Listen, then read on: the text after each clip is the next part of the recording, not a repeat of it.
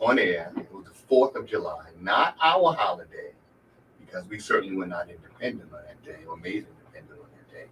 But it was a day to get together with family and enjoy some family time. We said we are going to talk about some serious topics, and this is an extremely serious topic. A couple of weeks back, the Supreme Court overturned a landmark decision, that decision being Roe versus Wade.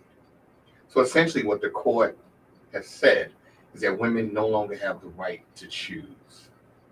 And, to me, while that is a serious blow, not just to women, but to all of us, I think there are future implications. There was a senator, Louis Gohmert of Texas, and he said the next decision that the Supreme Court should be looking to overturn is Plessy versus Ferguson, which was separate but equal, struck down separate but equal, and the other one is Brown versus Board of Education. So I think what's happening here is this is a systematic process to take away rights of women, and then it'll shift to people of color. So I just think that we need to be mindful of what's happening in this country today, and we need to have our voices heard. So I thought it was very important that we talk about this today, and give women an opportunity to speak up and let their voices be heard and how they feel about this decision and how it affects them. Yeah. And I think it's important for us to start right at the gate, understanding that this is the first time in history that they've ever taken back a constitutional right. So once they can start doing that, and we sit and allow it, then we're crossing over into an area where anything goes. Absolutely, the ball is rolling now, and the Supreme Court, the way it's constituted, is so ultra conservative that things that we thought we would always have would be all right is now in jeopardy. And not just Roe v. Wade. We could have the same conversation about voting rights, which have been threatened for years. And now when you talk about some of these other landmark decisions, Plessy versus Ferguson and Brown versus Board of Education, what are they trying to tell us? What are they saying to us? So I think we just need to talk a little bit about what's happening with this decision to overturn Roe v. Wade. This decision was I think it was decided in 1973.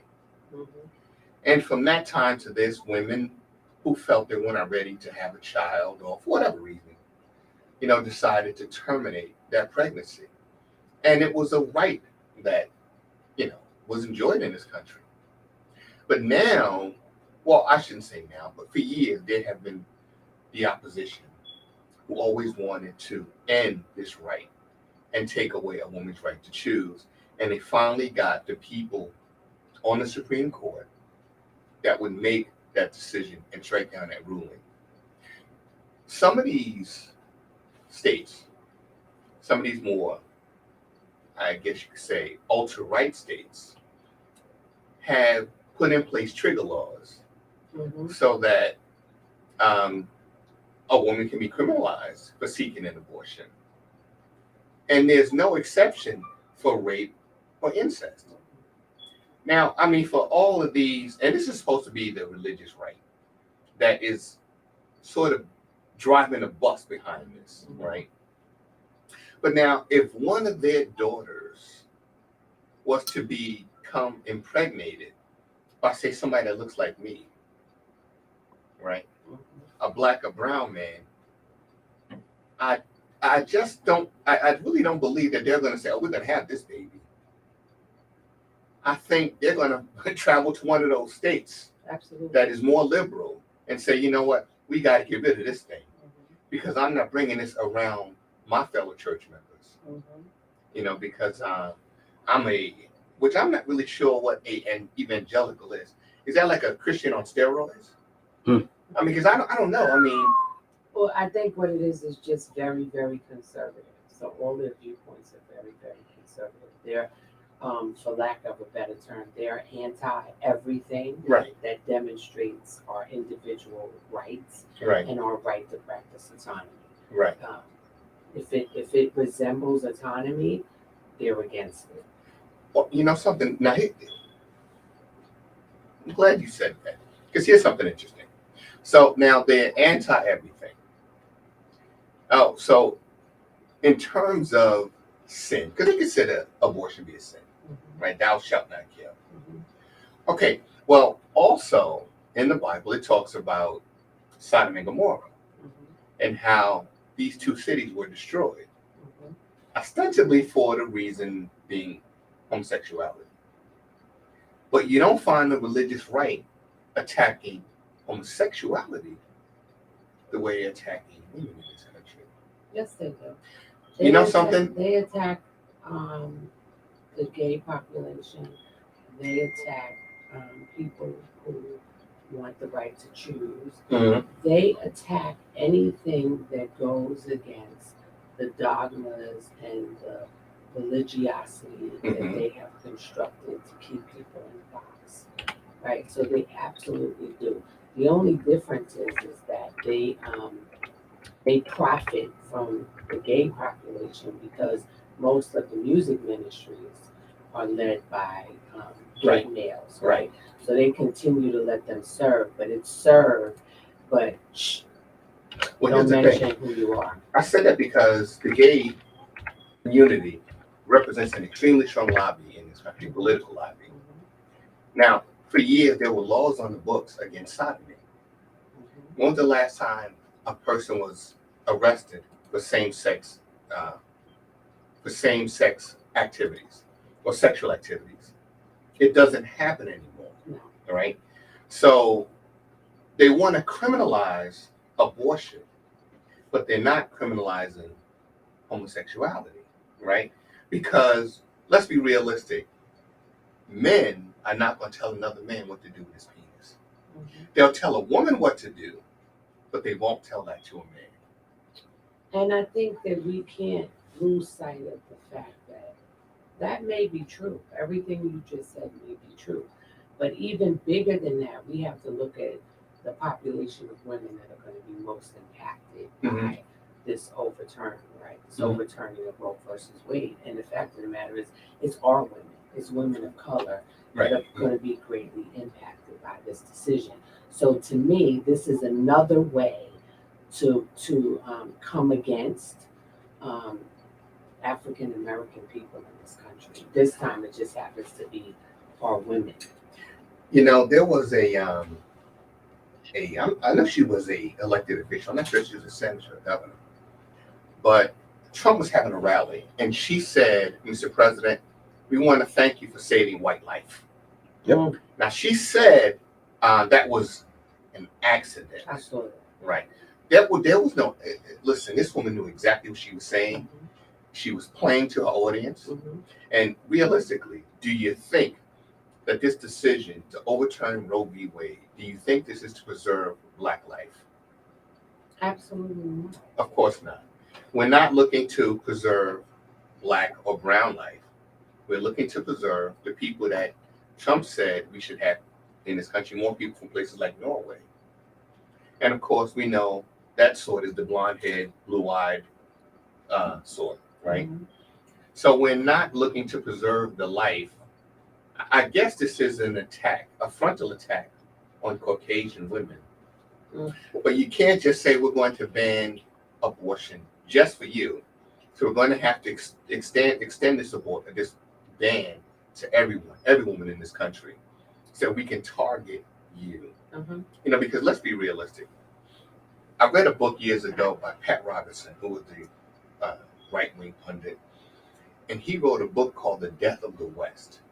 And in that book, he said within the next century, 21st century, Caucasians would be a minority in Europe. And in this country, we are, well, let's be realistic. Caucasians have always been a minority in this country. They call us minority, but the reality is they have always been minority, not just in this country, but across the planet.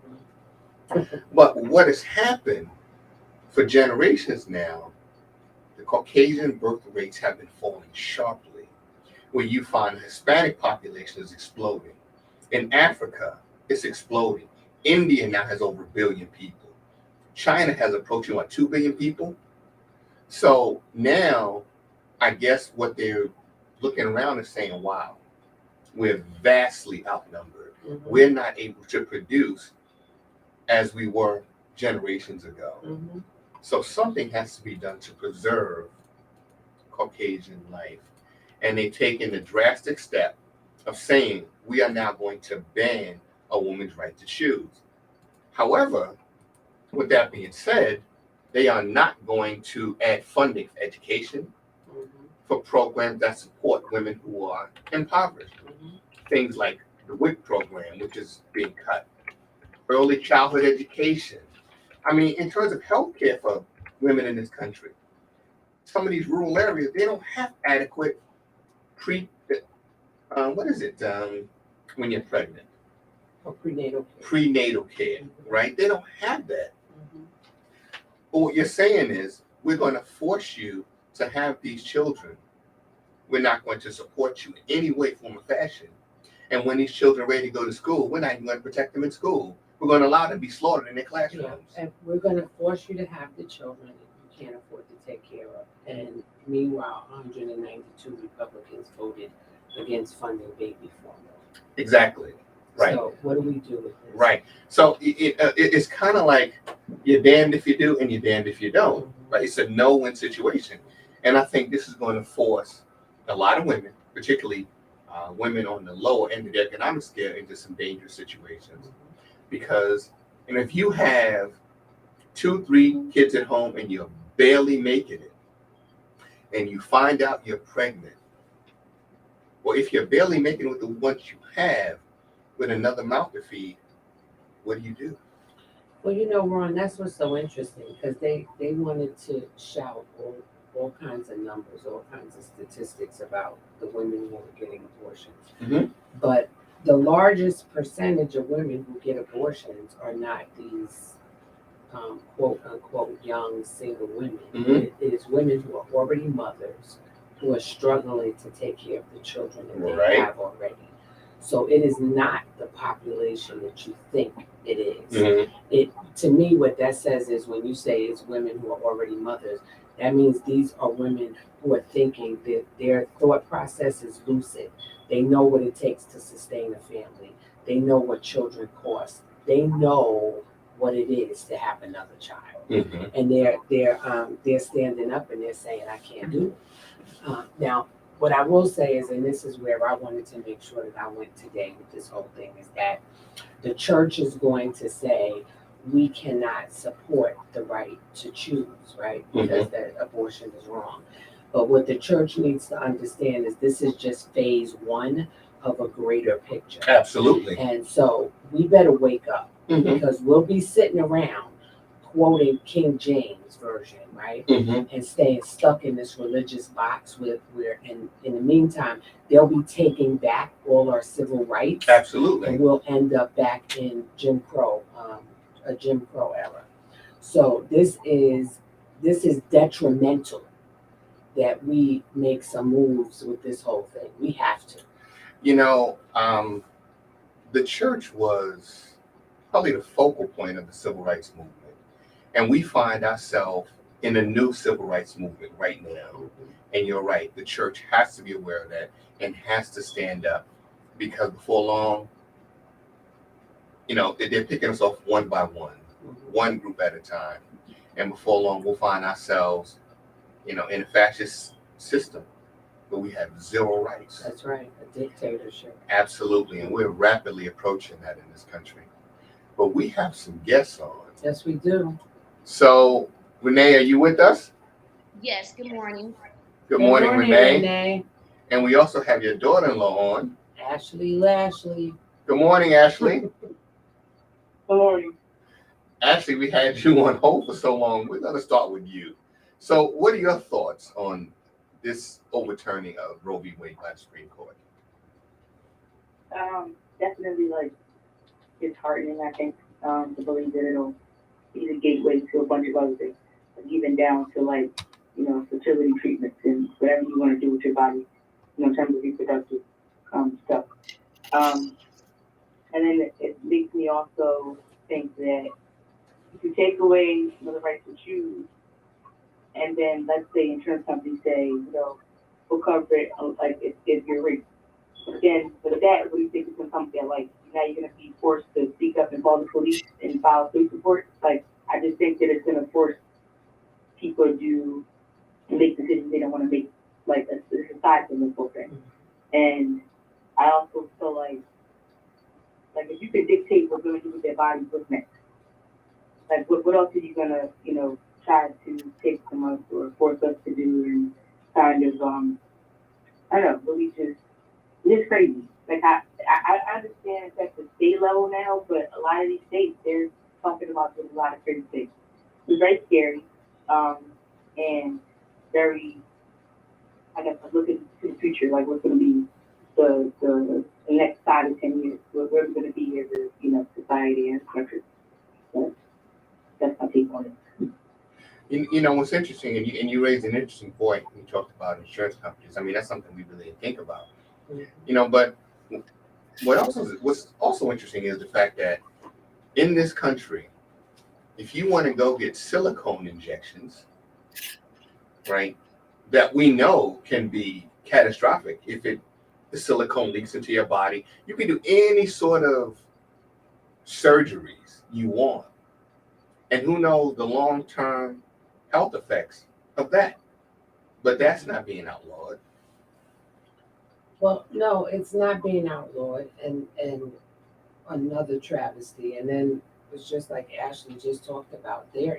This crosses over into even areas with fertility and contraceptives, because they're talking about banning IUDs as part of this new law. Right. They want to ban IUDs.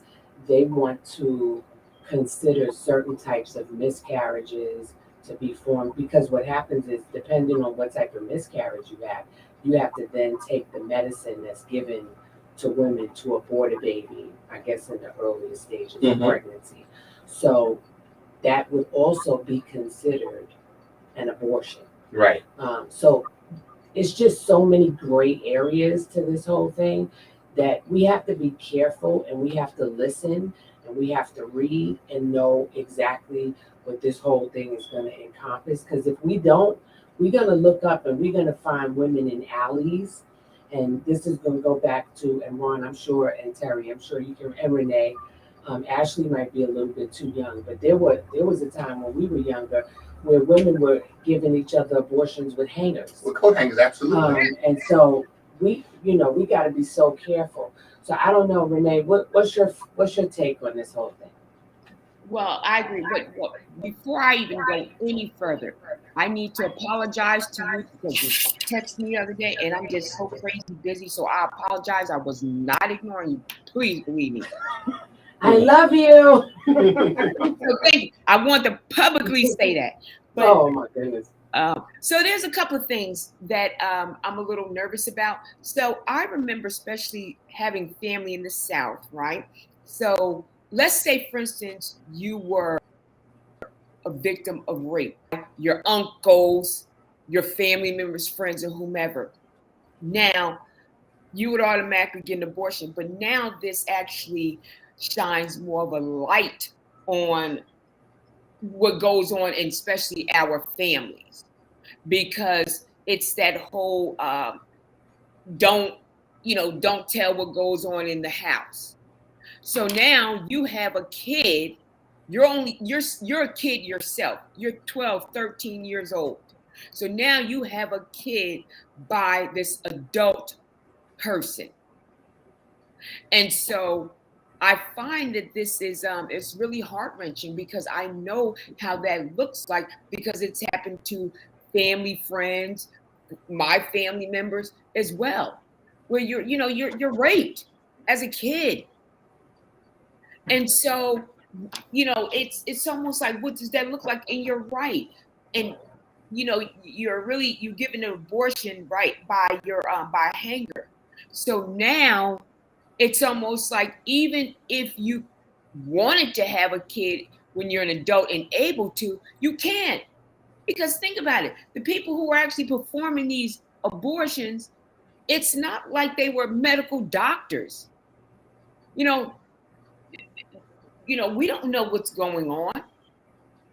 So it's just disheartening. It really is. Because like I said, kids can't make decisions. And I think it's going to hit between the people of color and also, or Black people and also Hispanics the hardest. It is, and I don't know if you guys noticed, but the 5 members of this Supreme Court with this whole ruling was 5, right? And 4 of those 5 were men. Right. So this decision wasn't even made by a majority of women. Mm-hmm. But what's disheartening to me is that I expected a different response from women. I expected an uproar from women in this country. I don't know what's going on. Have we become so complacent in this country, this next generation? I don't understand. I just expected much more of a voice in response to this whole thing, and it's actually been quite the contrary. It's kind of quiet. There have been some protests, pretty active protests, and I think that things will become more vocal, and I fear that things will become violent, because everything in this country, any sort of debate or dissent, leads to violence. And in this country, I think one of the major problems we have is a lack of balance. There's always too much in one direction and too little in another. So we can never have balance. Mm-hmm. For years, and this goes back to, I guess, probably the turn of the century in this country. Mm-hmm. Just as now they're trying to do population control, mm-hmm. by forcing women to carry children to term, they did the same thing turn of the century. There was a group in this country called the American Eugenics Society. So what they did, they went out and they would forcibly sterilize certain populations. Others, they would institutionalize. If you were considered during that time, the term was feeble-minded, or if you had some sort of physical disability, they would remove you. Some of these people were killed. So I guess by the early 1930s, the group had been discovered what they were doing. So they had to, I guess, change, not necessarily the scope of what they were doing, but at least had to change their name. So the American Eugenics Society became a group called Planned Parenthood. Mm-hmm. And they, of course, in many minority neighborhoods. So now, which was population control, so now the pendulum has swung. They wanted to reduce certain segments of the population, Black, brown, disabled. Now they're saying, okay, we need to force predominantly Caucasian women to have children. Because, let's be realistic. In this country, everybody wants to come here. We had the caravan coming up from Central South America during the Trump administration. You're not going to stop them from coming. From South America, from the Caribbean, from Africa. And they're going to come here. And the numbers of Black and brown people are going to swell. Mm-hmm. For Europeans who are having trouble producing, who are probably using the vast majority of these fertility drugs, fertility treatments, it's difficult to conceive. I guess against that backdrop, they're saying, okay, we've got to do something. But I guess aside from that, it's just simple control. We are going to control a woman's body. We are going to tell you what to do, how to do it, and when to do it. And of course, if that's going to be allowed, who knows what's next? Mm-hmm. I think that we need to be in a heightened state of awareness, because this country has shifted so far to the right that it is not uncommon or even inconceivable that people want to see us placed back in some sort of servitude. And when you have a U.S. Senator saying strike down Plessy versus Ferguson and Brown versus the Board of Education, I think they're making their intentions pretty clear. They're making their intentions clear, and the church has to wake up, because the church has such a great voice, and it's important that the voice is used in the right way. Right? And So let me just, oh, sorry, I didn't hear you. that's So, okay. let me just add one other thing, right, to what you're saying. I've been in the pharmaceutical industry for almost 25 years. And with this now, and we're working with a skeleton crew, our funding, the even clinical trials, different things, and even patient access is going to shift. And the reason why is because with most of the companies, their big sellers are something or for mental health and or cancers. So now we're going to have to shift to contraceptives. And I know sometimes people don't always think about that, and even with the industry. So now I'm going to tell you, I'm probably going to be working a little harder, but it's going to be shift.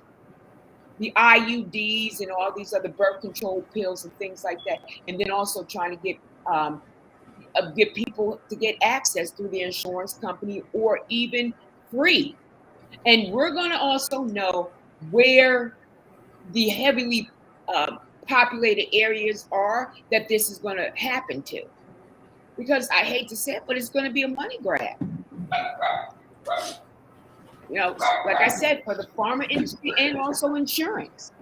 Just so you know, the Mormons group that Dr. Hendrickson is in, he made a comment. He said, women in America just need to keep their panties up. Really? Oh. Okay, you know what? Now that we need to respond to. He's a Mormon. Right. We need to respond to that, right? First, I'd like to say what you were saying about the pharmaceutical industry along those lines.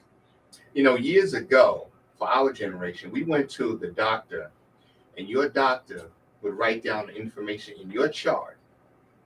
And in order for someone to look into your chart, they would need a court order, right?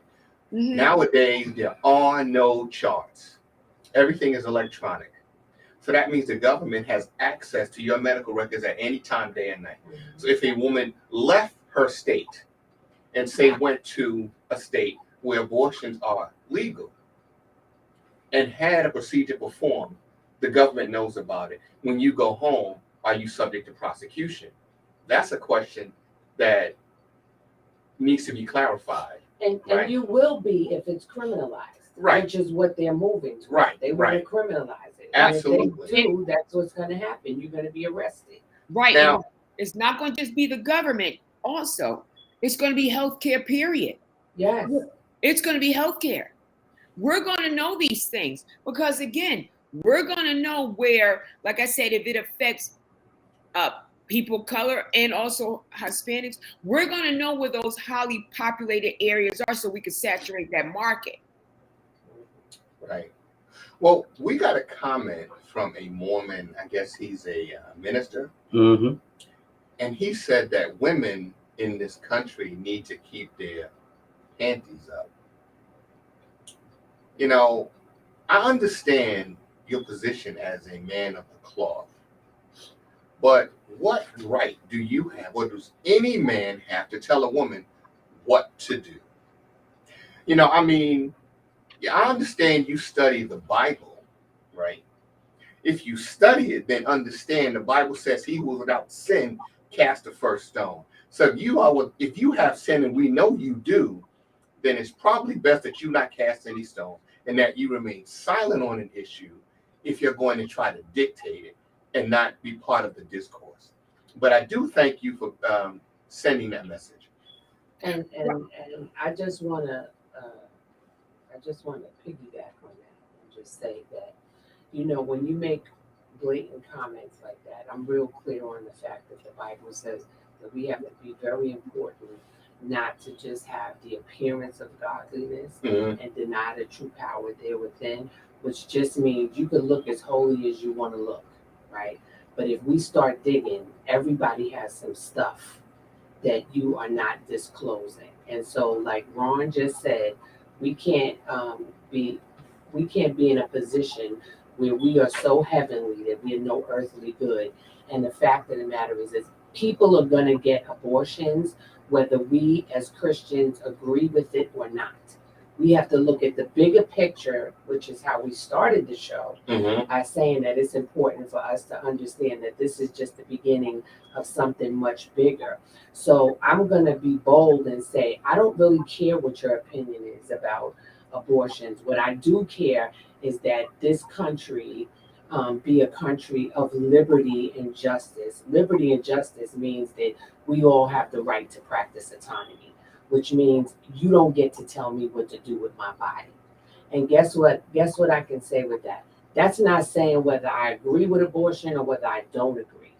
What that's saying is that I agree with your right to choose, Right. whatever it is you want to do. And somebody commented on the Real Romane page this morning and said, a young woman said that she felt like this would result in also mental health issues that would result in suicides. Absolutely. Because when women don't know what to do and when we reach a place of desperation, that's when people start to consider things like suicide. Yeah. And so Renee is right. We're going to see this in the mental health arena. Yeah. We're going to see this in the medical arena. We're going to see this across the spectrum. And not to mention at the very front is civil rights. Right. So, Minister, I think this might be a good time to acquiesce. Yeah, and it is about civil rights, and I just want to state for the record my position. In America, all issues come down to two sides, and I believe there are many sides to an issue. Everything is not black and white. So I cannot say that I am pro-abortion. I cannot say that I'm pro-life. What I can say is that I'm anti-hypocrisy. So anytime you're going to force somebody, you're going to take it upon yourself to dictate to someone and tell them what they're going to do. And yet you're not going to provide adequate funding, adequate health care, adequate opportunity, not even prenatal health care, then to me, that's hypocrisy. And I'll stand against that. I just want that to be, I want to say that publicly. And, I would love to have. I just sent him a message to call into the show.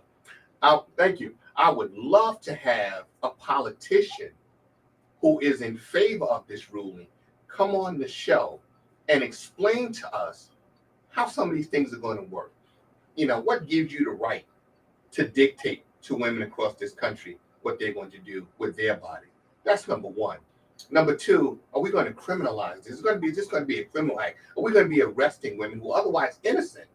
No criminal record. You get raped, and now after you're a victim of a heinous crime, now they're going to put you in jail. The rapist may walk free because rape is one of the most underreported crimes in this country.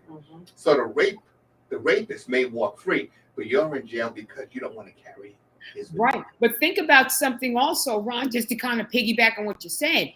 But as far as the rape, but even in this country, we have parents who are selling their 10, 11, 12-year-old daughter to get married to these older men. And some of them are even in the church, they're clergies. What about that? Right. Where you're forced to have sex because that's your husband and not considered rape. You were sold, so you're really considered property. But I'm going to say another thing too, and I know some people are not going to agree with it, and that's fine. But for the ladies out there who are just having children by different people or whatever, and financially that you cannot take care of that kid, this is going to kind of open your eye a little bit more too. Because then once upon a time, people were having kids just because they thought, okay, you know what? If I have another child, I'm going to be able to get certain, government benefits. So now it's going to, you're going to think twice about that. Come on, we know people who have multiple children.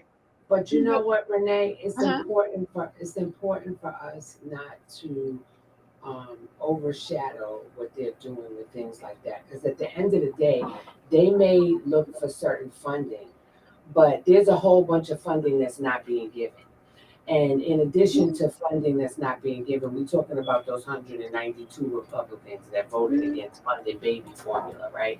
We're talking about people who are on government subsidized programs, and it's really not enough. I know somebody who gets $17 a month in food stamp assistance. What are you doing with $17 a month? Nothing. So we cannot, say,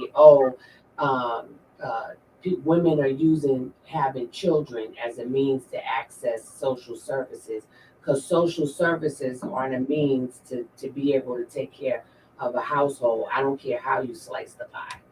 So it's not even poverty. It's Right. It's a travesty, Right. and an embarrassment to this country what they are considering enough money to sustain a family with food. So Right. food and shelter, we are sitting now and watching as the cost of living is skyrocketing, gas prices are skyrocketing, the cost of housing is skyrocketing. Mhm. While you're doing this, you're voting against funding baby formula. You want to criminalize abortion and force women to have babies that they can't take care of. You want to tell us what to do with our bodies, how to do it. You want to bring back segregation, and you want to everything that we have worked hard. Our ancestors, our parents and grandparents have worked so hard to put in place. They are slowly trying to dismantle it. I would just say to the church, you better wake up, because the church will be next. I don't even know if it's slowly anymore. This has been accelerated. This is accelerated pace. And for young men who may be listening, or men in general who may be listening, some of these anti-abortion laws that on some of these ultra red states are so draconian, they do not make an exception for a mother's life who may be in danger by carrying a child to full term. For young men, I want you to think about this. You are married to this woman. You love this woman. This woman is carrying your child.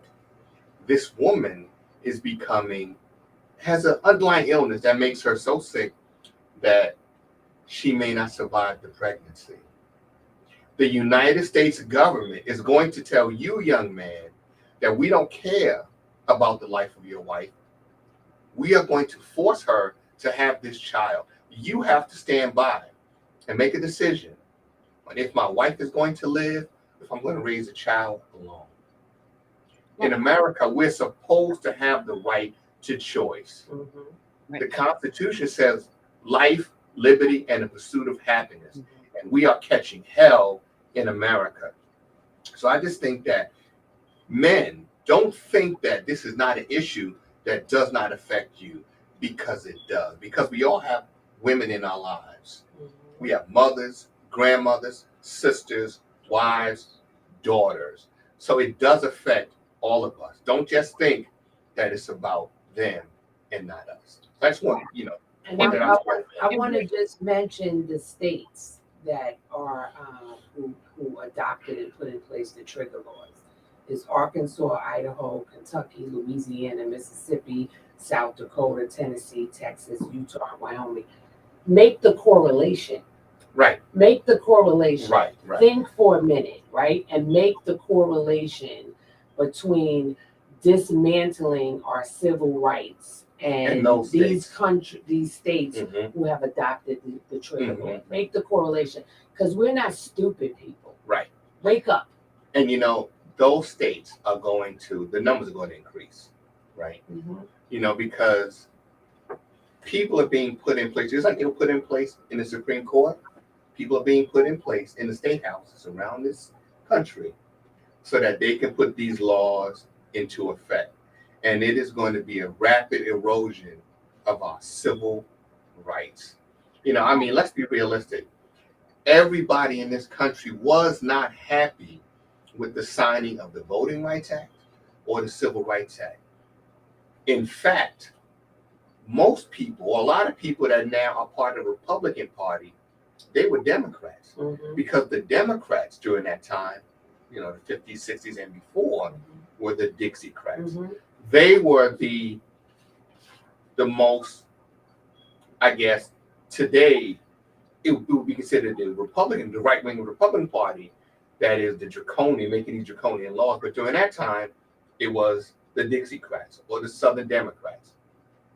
As soon as those two pieces of legislation were signed, they abandoned the Democratic Party in droves. And they went across to the Republican Party, walked across the aisle, and said, we will not be part of a party that allows them to vote. And it was the same thing in, I guess, the latter half of the 20th century, early 20th century, with women with the right to vote. People weren't happy that women earned the right to vote. In fact, you know, in this country, up until the 70s, a woman could not have a credit card in her own name. Some places could not open a bank account in her name unless she was married and had permission from her husband. So we are rapidly heading back to that time. So again, it affects men and women. It affects all of us because we're all in this together. So if they're going to start criminalizing us, we're all going to end up in the same prison anyway. Well, you know, I was just looking at the time and seeing how we're closely approaching 10 o'clock. So now it's important. I think I want to start with Ashley, if it's okay. Absolutely. What do we do as women in this country, and particularly women of color? What do we do to move in a direction of dismantling what these people have begun? Ashley. Probably definitely starts with getting out the vote and making sure that we're really educated with the people that we put in office. Because it definitely got an eye opener for me. Because I feel like a lot of like my generation, we only take the presidential election seriously, and it's deeper than that. We clearly see that President really can't do it. He tweeted saying how devastated he is. Like so there's no, he really doesn't technically have a hand in all this stuff that's going on. So definitely voting is very important, and making sure that we're educated and keep our eyes open with what's going on. Aside from that, I don't know, like, I'm not a big protester, but I'm all for it and letting our voices be heard, but we definitely got to do something. I think that voting for the right people is probably a good start. Renee, what do we do in the now, right now? What can we do today? That's a good question, but can I just add one more other important thing before I forget? So what about women out there who find out that their child could possibly have a physical disability? So now you have to carry that child full term, knowing that it's going to have a disability. And so your insurance may not cover what that child may need. Right? So let's just, I don't know, whatever it is, that's going to be another issue, because we know that when it comes to medical, when it comes to devices, it's very expensive. It can run you almost $1 million a year, but if your insurance does not cover that, you're stuck. And it could be something as simple as, tubing or whatever. So that's something else that we really have to, consider. But what do we do now? I don't know. I'm gonna have to agree with Ashley. That's, it's a tough one. You know what? This idea may sound somewhat radical, but it was an idea that was championed by people like Elijah Muhammad and Malcolm X. And they talked about separation. People will tell you, certain people say, oh, that's a radical idea. It's absolutely ridiculous. Well, look, people are talking about separation. When you have a senator, a U.S. senator saying overturn separate but equal and overturn Brown versus Board of Education, they're talking separation. Mm-hmm. It is being forced upon us anyway. Mhm. This country has never been united. This country has never been one that gave out or doled out opportunity equally. That's never happened. We've always been separate. We've only been integrated in our minds. America has never totally accepted the people that the descendants of the slaves of this country. Nor has that been the case for Native Americans, for poor people in general. We've never got our slice of the American pie. And even Dr. King, who was probably the least radical of all the leaders of the civil rights movement, he said, at one point, I fear I'm integrating my people into a burning house. So he began to recognize the fact that America is pretty much a hopeless case. Mhm. And we're dealing with the same sort of situation that Dr. King faced. We're going backwards, we're going retrograde. So we really need to think about separating ourselves. We have the money. We can establish our own economies. We can build our own schools, our own hospitals. We did it before. The Black Wall Street was an example of what can be achieved. But now we're so reliant on someone else to do everything for us. We've got to get off our behinds and do it for ourselves. We have the ability. We do. We really do. We just have to start to believe that we do, and then get up and do it.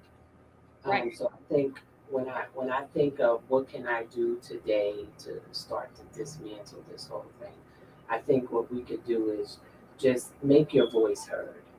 Make your voice heard. I don't care if it's in the church, the boardrooms, the workroom floors, the wherever. Make your voice as a woman heard. Stop being afraid to be different. Stop being afraid to say, I don't agree. Stop being afraid to say, no, we have a right to choose. And again, that doesn't mean that you're going to run and have an abortion. What that means is that you believe that every woman has the right to choose to not have an abortion or to have an abortion. And let me just say this.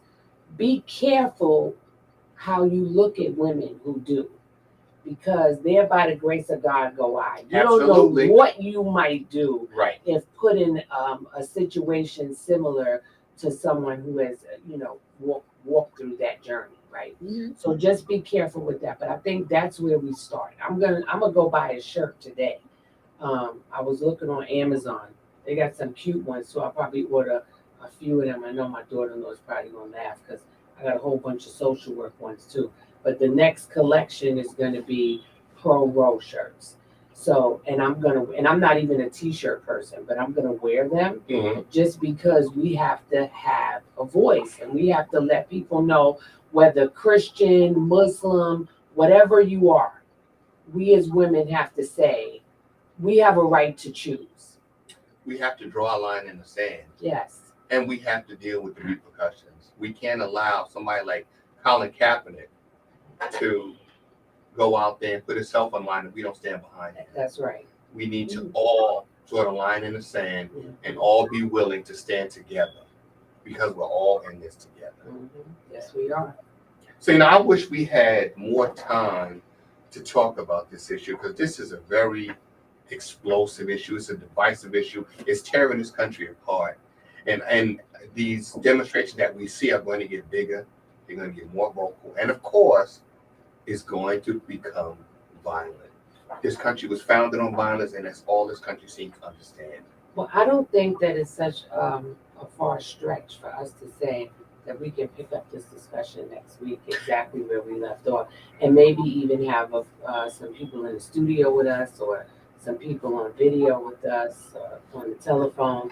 I think that we can continue the discussion and incorporate some more opinions, more voices. So next Saturday, Pro Roll Part 2. Sounds good to me. Sounds good to me too. So folks, I thank you for spending part of your Saturday morning with us. This, as I said, is a very, very important topic, not only for women, but think about the future implications. If the Supreme Court is allowed to strike down this landmark decision, how many more are in the offing? For those of us that enjoy freedom, how much longer will we have it? So it's just something we need to think about. We need to talk to our friends, our neighbors about. We need to get involved. You cannot sit on the sidelines any longer. Mm-hmm. We're past that, folks. It's time, as Trump said, to fight like hell. So, you know what? I think we need to start fighting and resisting, Mm-hmm. because if we don't, we'll all end up losing our rights. Mm-hmm. So, folks, again, thank you for joining us. We thank those folks, Ashley for calling in, Renee for joining us. Thank you. We thank the pastor who offered his tidbit of wisdom. We'd love to have you on the show too. Yes, please come on and sit down with us and Reason. yes, reason with us. Thank you. So thank you all for joining us, and we'll see you again next Saturday. Bye. Thank you. You're welcome. Thank you.